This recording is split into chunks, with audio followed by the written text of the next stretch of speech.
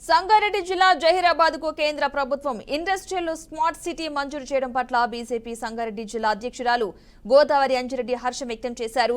కేంద్ర కేబినెట్ ఆమోదించిన 12 స్మార్ట్ సిటీల్లో జహీరాబాద్కు స్థానం కల్పించడం సంతోషకరమన్నారు. వికసిత్ భారత్లో భాగంగా స్మార్ట్ సిటీకి కేంద్ర ఆమోదం తెలిపారని, దీని ద్వారా రానున్న కాలంలో సుమారు 10,000 కోట్లకు పైగా పెట్టుబడులు వస్తాయన్నారు. దీంతో జహీరాబాద్ ప్రాంతం పారిశ్రామికంగా అభివృద్ధి చెందుతుందని ఆమె వెల్లడించారు. సుమారు 3,000 ఎకరాల్లో 2,500 కోట్ల వ్యయంతో స్మార్ట్ సిటీ ఏర్పాటవుతుందని, తద్వారా 2 లక్షలకు పైగా మందికి ప్రత్యక్షంగా పరోక్షంగా ఉపాధి ఉద్యోగ అవకాశాలు దొరుకుతాయని అంజిరెడ్డి పేర్కొన్నారు. రావడానికి కూడా అక్కడ బిదర్కి కూడా మంచి డెవలప్మెంట్ వస్తుంది.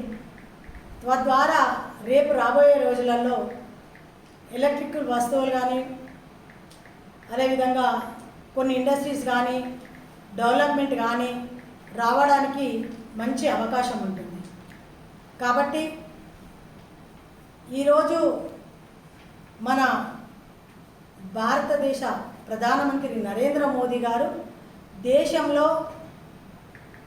ఏ రాష్ట్రాలలో ఏ విధంగా అభివృద్ధి చెందితే బాగుంటుంది, ఆ రాష్ట్రాలు ఏ విధంగా డెవలప్మెంట్ చేయాలనే దాంట్లో మరి చిత్తశుద్ధితో ఉన్నారు అని చెప్పడానికి ఇది నిదర్శనం అని చెప్పి ఈ సందర్భంగా తెలియజేస్తూ, మరి ఈ యొక్క ఇండస్ట్రీస్ నిన్న క్యాబినెట్లో పెట్టగానే క్యాబినెట్ మంత్రివర్యులు అందరూ కూడా ఆమోదించడం చాలా సంతోషకరమైనటువంటి విషయం.